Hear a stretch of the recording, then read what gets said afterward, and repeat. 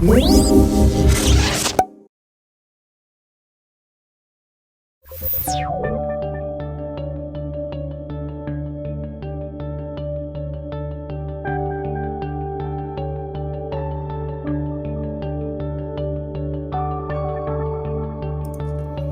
right, 2 p.m. as promised. Shall we get started, everybody? Thank you all so much for coming. I appreciate your patience in getting us started. Let's get going. So first of all, my name is Eric Malice. I am the Chief Product Officer here at National Test Systems, and I am also the co-founder of National Test Systems. My brother and I started this company a little over 20 years ago. It seems getting more and more over 20 years ago these days, but yeah, about 20 years ago. And my brother was very smart in business. He knew how to, make sure we had inventory. He knew how to do sales. He knew how to make sure we got paid for our orders and that sort of thing. And none of that interested me. I wanted to know everything I could about drug testing. I wanted to know how they worked. I wanted to know how the drugs worked. I wanted to know how they interacted with the human body. And when it's done, it's really given me appreciation for what we do here. I mean, more than anything, honestly, we're not selling paper towels or anything like that. Drug tests do require a certain amount of expertise. And I felt it very important to be the one to bring that to you guys. And just by looking at the number of people we have here who are willing to give me their time this afternoon, it tells me you guys also feel that way, or at least want to feel that way. Education is hugely important. I think knowledge is power. I've said it a million times. I see some familiar names here, so you guys have heard some of my spiel before, but it really is. I mean, drug tests are not a simple thing necessarily, and there's a lot behind it. And we think it's hugely important that we support these things because it's going to make your daily drug testing duties a little bit easier, or at least a little bit more insightful. So we've got about a 15-ish minute presentation today, and after which I will take any questions you may have. If you'll see on the left pane, you've got a people button and then a questions button. Please use the questions button. And that you can put the question in any time. I'm not going to get to it till the end. And if for some reason we don't get to everyone's question today, just know that your consultant will be reaching out to you in the next couple of days. They'll also, besides answer any questions you might have missed, they're also going to give you an opportunity to request, different topics for future webinars. They'll give you an opportunity to request a one-on-one training with you and your staff, either on this topic or another topic that might be helpful to you guys. This is just an example of some of the education we provide. Again, education, I'm all about it. Also, if there's staff that were hoping to make it today and couldn't, just know that we do post a recording of the webinar typically within a day or two after it finishes. So if anybody misses this topic and wants a little more information, obviously they can reach out to me directly, but just know that this recording of this webinar will also be posted and be made available to anybody who might need it. I often also get requests for the slideshow that we're going to present. By all means, when you log off of this webinar, there's a comment section that allows you to rate us and to make comments. If you put a comment there, we will see it, and we will make sure that if there's a request involved, we will make sure we see to your request. So please feel free to use that feature. So what are we talking about today? Today we are talking about Nitazines. Now, again, the topic of the webinar is a novel opioid pain reliever. It's really not novel. And when we say novel, it just basically means new. This was developed actually in the 1950s. But when we say novel, we're seeing a resurgence, as this slide mentions, where we're seeing it as an illicit drug of choice on the streets, or not of choice, but of convenience is really what it boils down to. So again, it is an opioid medication, so it works just like fentanyl. It's about as powerful or potent as fentanyl, so about 1,000 times more potent than morphine or heroin. So it is a very serious opioid, and pretty much anything that I kind of glance over, just because we've talked about fentanyl so much that I expect you guys to have sort of a baseline knowledge on fentanyl. But again, if you want more information, please reach out, put it in the questions tab, and we'll make sure we get to it. but it's a very, very potent opioid. And now we're seeing it illicitly mixed in with our street opioids. So if you're going to your dealer hoping for heroin, yeah, it could be fentanyl. Now it could be Nitazines. There's just so many different opioids of this nature that we're seeing that we almost don't even know what we're going to get. So let's talk a little bit about this class of drugs, what I call designer opioids. So Nitazines are something called, all right, I'm going to try this. I might get it right this time. Benzimidazole. Yes. All right. Success. They are called benzimidazole opioids, basically for their chemical structure. So if you were to look at a breakdown of every molecular diagram of every nitazine, they're all going to share some common theme with the benzoyl ring. And I mean, I could take you down a rabbit hole with this, but realistically, any chemical makeup has its atoms in different positions across the molecule.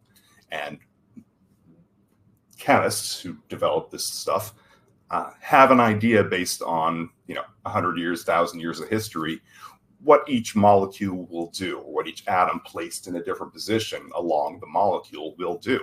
So they invented this class. And listen, invented's not the right word. Discovered, maybe synthesized is probably the best word. They knew what they were trying to do. And basically what they're trying to do is find a better opioid. So we have morphine, which is great, but it has its drawbacks. It's addictive and, is dangerous, can be overdosed upon. Same thing with fentanyl. And these are both perfectly acceptable medications. Excuse me. So what these chemists are trying to do basically is trying to find a better opioid, one that will do as well for pain, but maybe the one that's less addictive or has less negative side effects. So that's why we see so many of these medications being developed again, or synthesized, or discovered, however you want to call it. And basically what it is they're trying to build a better mousetrap. So what happens with a medication like this is they attempted it, they ran tests on it, and they said, you know what? It's no different. We already have fentanyl. That's much better. So a chemical like this gets basically shelved, is what I called it. In other words, they're just going to say, you know what, it's not going to work. Let's just record our results and move on.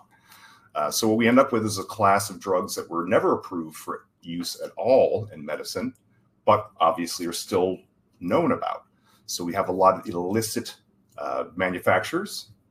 We see a lot of Chinese chemical companies making these things for what they call research purposes, which is kind of a gray area as to what is actually appropriate and what is not appropriate. But we're seeing now is these things are showing up on the street, and they're showing up either cut into heroin, or they're being replaced as the street opioid of choice.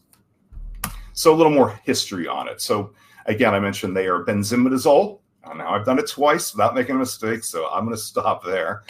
And again, it has to do with the chemical structure of this particular group of opioids. And there's actually 50 plus different nitazines that fall within this category. Right now, what we're mainly seeing is isonitazine and etonitazine, or etonitazine.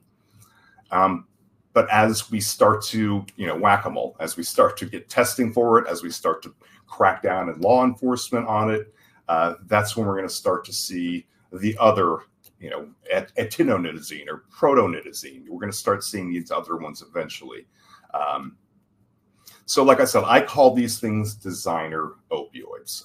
You've heard me talk about this before, if you've been with me before, about designer benzos, for example, when they were, found or discovered or synthesized, but never used for any medication. Now we're seeing it with this particular group of medications. The more common common name they're using these days is something called opioid new psychoactive substances.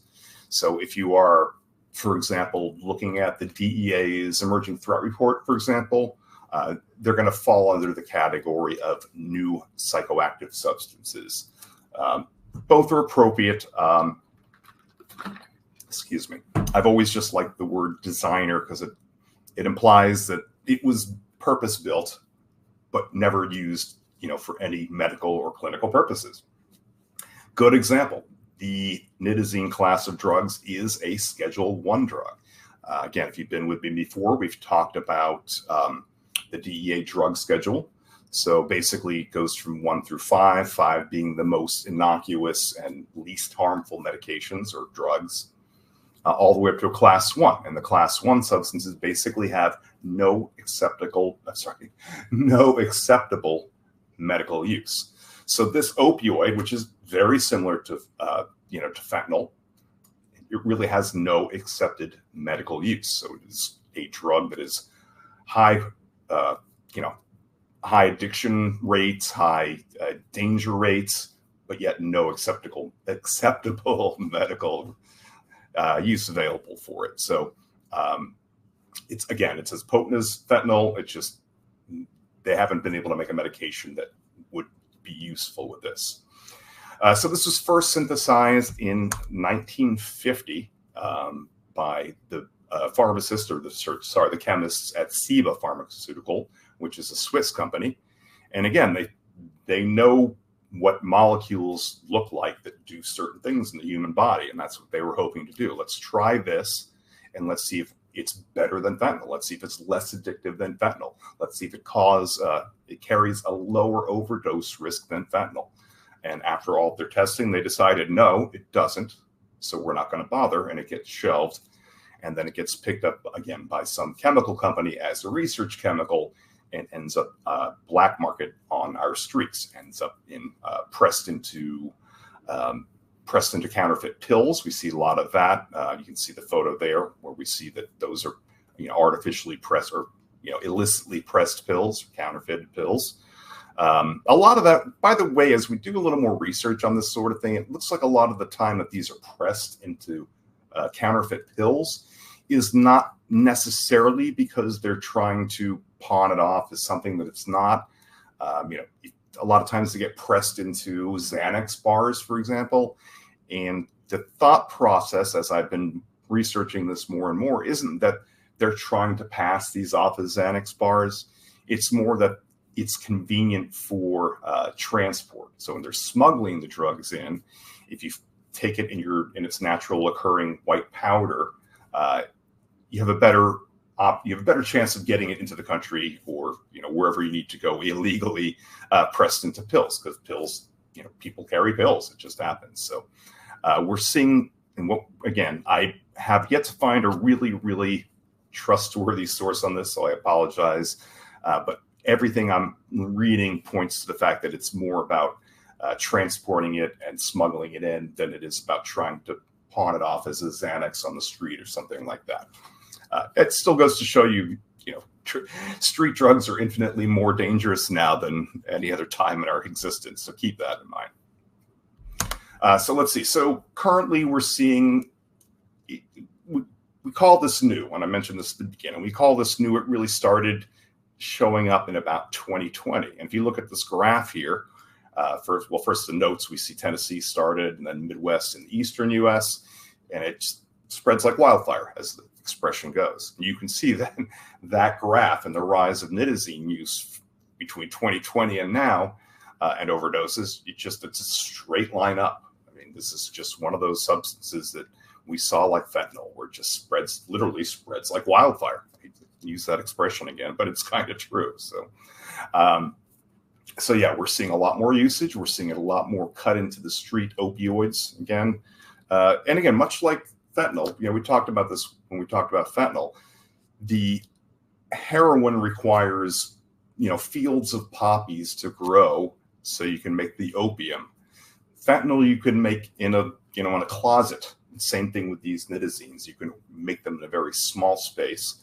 So when you're importing or smuggling, as I really should say, you can carry a lot more street value in a semi truck with a Nitazine than you could with heroin, for example. So that's why we see so many of these synthetics making such a big push now, because it's easier to smuggle into the U.S.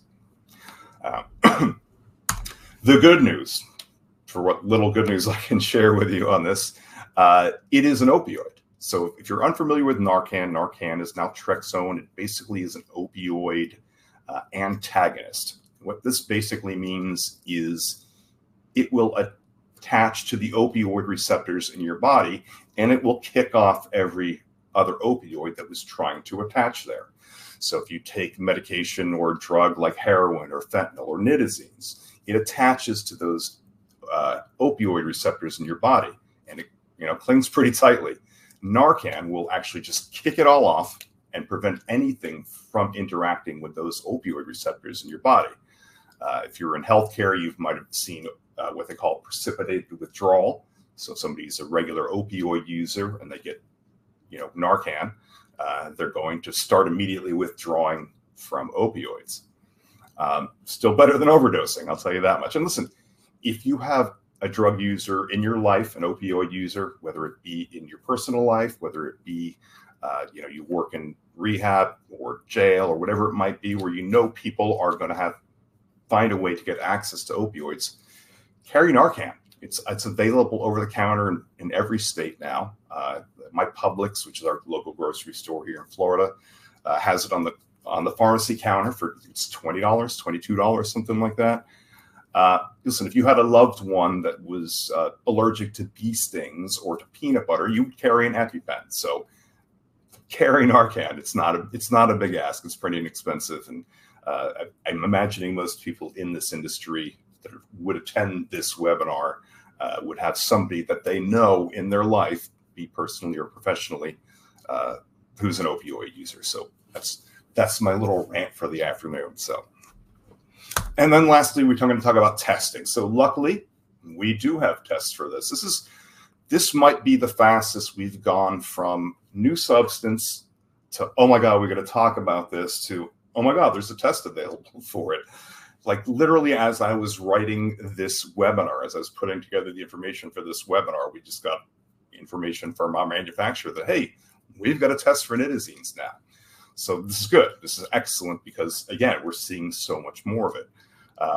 What the test is going to detect now are both isonitazine and etonitazine, which are the two most common nitazines we're seeing for now.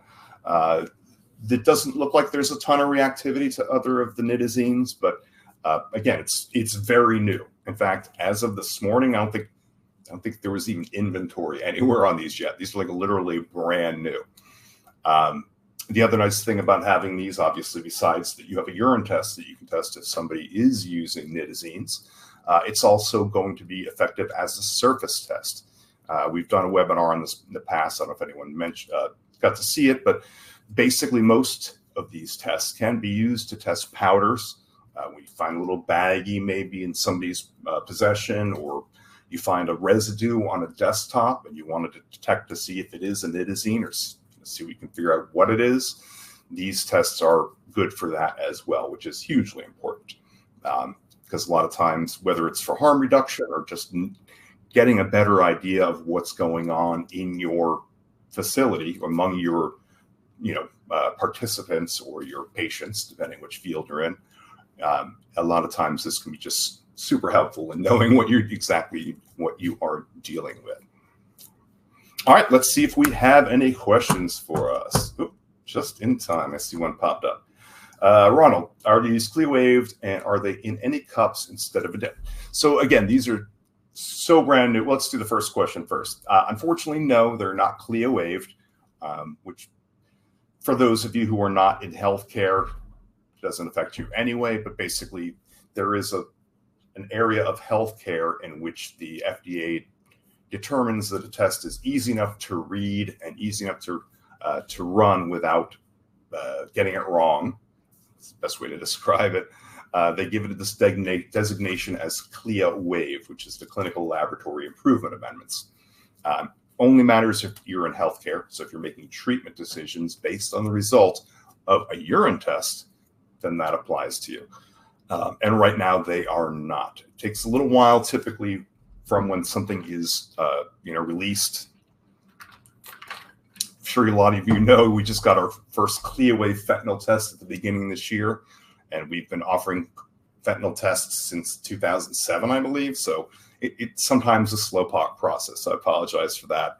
As of yet, it is forensic use only. And again, that means if you're not making healthcare decisions, by testing human specimen. So again, if you're doing surface testing, not quite the same thing.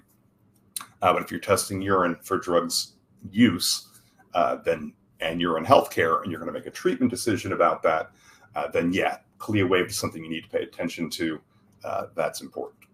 As far as whether they are in any cups instead of a dip, as of now, they are not. Again, this is news as of like less than a month ago. So what I'm hoping, and I know I'm an optimist, so I'm hoping this is another fad. Like I'm hoping, like xylazine, it's not going to be the next new thing. But I am worried because there are 50 different drugs in this class, so could be like K2. We're just scratching the surface of it. But I don't know that it will be in any combo cups right off the bat. Obviously, if you have a need, talk to your consultant, and we can obviously always make a custom configuration for you that would include the Nitazines. But for now, single panel dip is your best option. All right, I see some chats, probably not questions because they've been up there a minute. It's probably usually can't hear. Yeah, it seems to be the case. All right, looks like I got all the questions. Again, if you think of anything else, one popped in here. Is there any information on chromatography methods with Nitazines? You know what, Ashley? I'm sorry. I should have called my lab before I started today to see if they were able to confirm it. I'm going to go with probably, because, again, it is a known chemical. So a lot of times that's really all it takes for the labs to be able to isolate it and test for it. But your comment will be saved in my notes, so I will check with our laboratory anyway, one of our partner laboratories, and see if they are doing LCMS on this as of yet, and see if it's both ISO and EDO, and give you an answer on that. So I apologize, ill prepared. Imagine that. Ron, another question. These are opioids, will they cause positives on an an opiate panel? No. So we have this conversation a lot. We do when we talk about fentanyl. Not everything that interacts with the opioid receptors in your body is an opiate. What opiate typically refers to is the naturally occurring opium from the opium poppy. So morphine, codeine, and thebaine, and that's it. Heroin typically reacts just because it is, acetylmorphine, which is very similar in structure. But no, most synthetic opioids like fentanyl, like methadone, like nitazines, technically kratom's an opioid. So yeah, all these other opioids do require their own unique test in order to be detected. So unfortunately not. Good point though. Thank you for reminding me to say that. Christy, yes, it is a controlled substance. As of now, it is on the DEA drug schedule, Schedule 1, which means, again, has no acceptable medical use, and it has a high risk of addiction and abuse. So it is illegal, absolutely. But a lot of these new things that we see, they're, I don't want to, it's weird. It's like sneaky, like, maybe we'll send this thing out into the world and nobody will notice, that kind of thing. So luckily, again, with Nitazines, we caught it pretty quickly. 4 years for us is quickly, in this type of business where it takes time to manufacture, to engineer and then manufacture a test for a substance. 4 years is pretty impressive, just saying. All right, that looks to be it for all the questions. Listen, thank you guys so much for coming. It really means a lot that you will give me 20 minutes of your day. I mean, it's huge. It means that I'm not talking to myself. If I want to educate people, I want people who want to be educated. And I just love seeing you guys all here.